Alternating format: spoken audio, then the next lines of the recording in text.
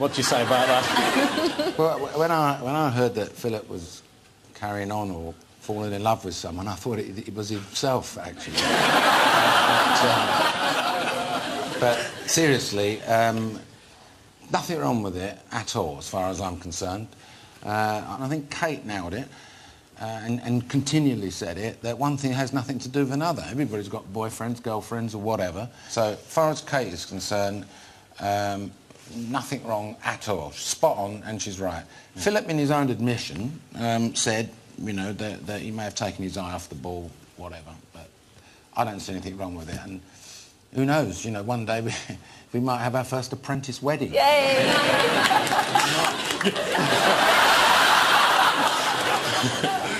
You can go a stage further. There might be a couple of Apprentice kids. Sir Alan actually confessed to me the other day. He doesn't often email me his dreams, but he said he had a strange one the other day where they did get married and they had children. And this is what, in his dream, the children look like.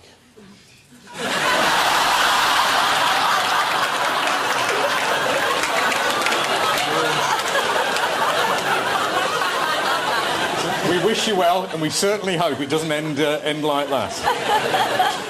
Yasmina, back to you. You got the top job, but we still want to give you a little something to send you on your way. Thank you. You might care to use it in this restaurant of yours. Yay! Canapes, not can of peas, as you often pronounce them, but... Thanks, I'll read it from cover to cover. Thanks, Read it from cover to cover. Listen, you've been absolutely brilliant. Obviously, you're the winner. You had to be. Here are your highlights. She's electric. She's in a family full of eccentrics. She's done things I've never expected. I'm young, I'm right, I'm fresh. She's absolutely fabulous and I love being around her. And I've got a restaurant. She's a go-getter and she is at 100 miles an hour going straight for it. I relish competition. What are we going to do? We're going to win! Yes! Excellent. Oh, I'm so excited. Yasmina is a fantastic girl in this competition as far as I'm concerned.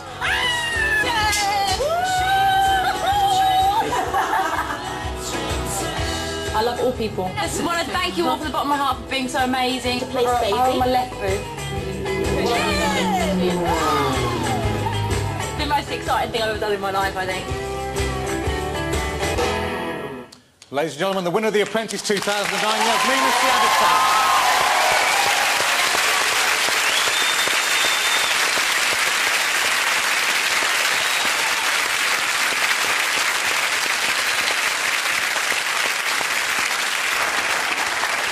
So, next year, what kind of apprentices are you looking for? Well, You're going to appoint a sixth one. Look, what we've got to do next year is we're looking for high-calibre people again.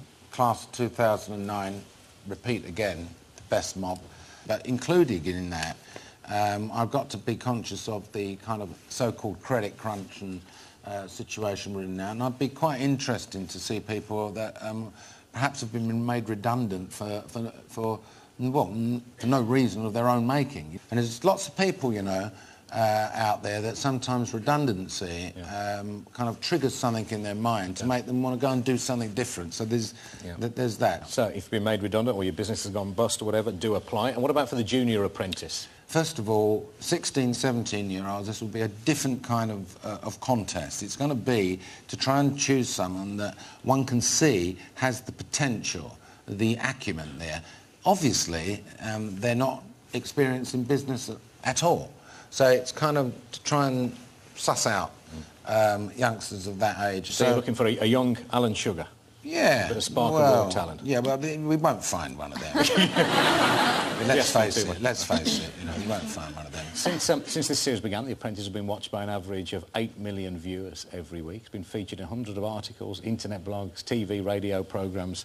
Here are some of our favourite mentions. The Apprentice is back!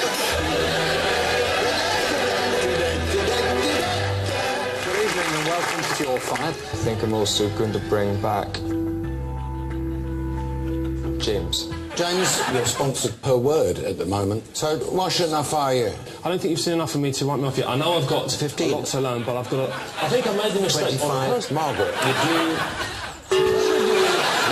What? 2 of The Apprentices. There's Ben. For me, making money is better than sex. You're not doing it right. Don't have your pants on outside your clothes. What's he doing? I think Philip's behaving like a complete dickhead. There's Kimberly. You want to see me with bars? I'm going to give you bars right now. You can clean people. I know the words to Candle in the Wind. Then it seems to me a candle in the wind. I was in the Jewish Lads Brigade, Stanford Hill Division, trainee bugler, but didn't make me sell computers when I got older.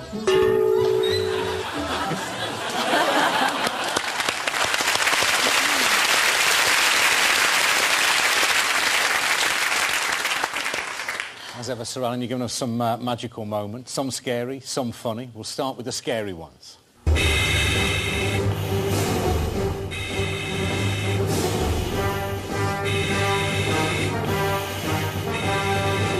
Well, the Empire doesn't strike back, does it?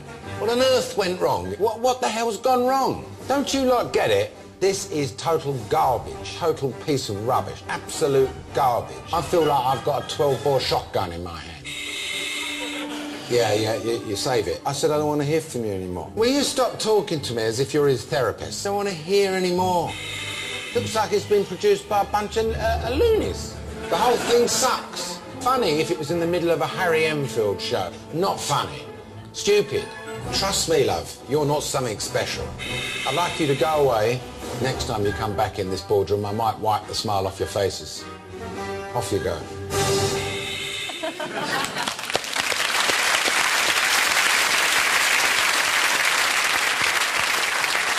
Well, that's the boss being scary. Here he is being funny. Let me tell you, I'm as hard to play as a Stradivarius. You lot are as easy to play as bongo drums. Do I look like the type of man who likes to piss his money up the wall? Don't tell me you're a global strategist, because all that means to me is you're talking a load of balls.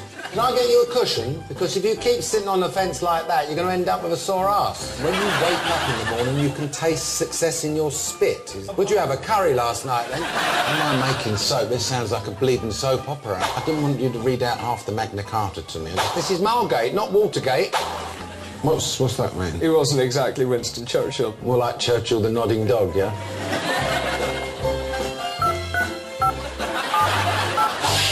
Thank you so much. Come put a handle on that bloody dog.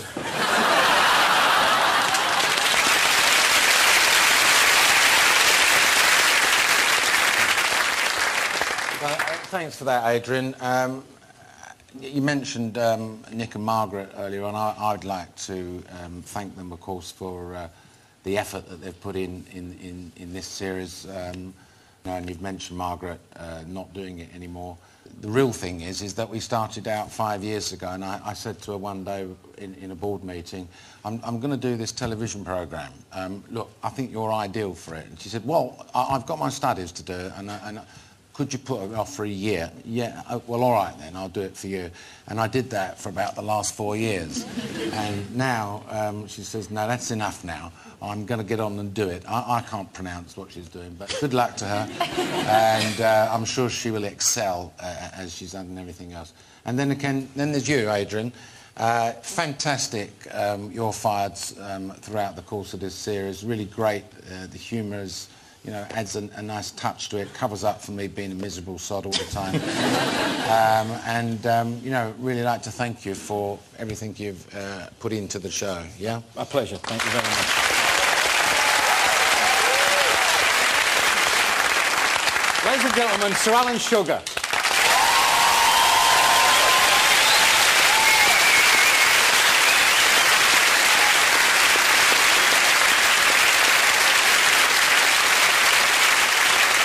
That's it for tonight. That's it for the series. Thank you to Sir Alan and all our guests and all the candidates for coming along. Yasmina and Kate will be on BBC Breakfast tomorrow morning. If you want to be Sir Alan's apprentice next year, or you just want to find out more about the selection process or about the inner workings of the series, it's all on the website, bbc.co.uk/apprentice. That's it for this year.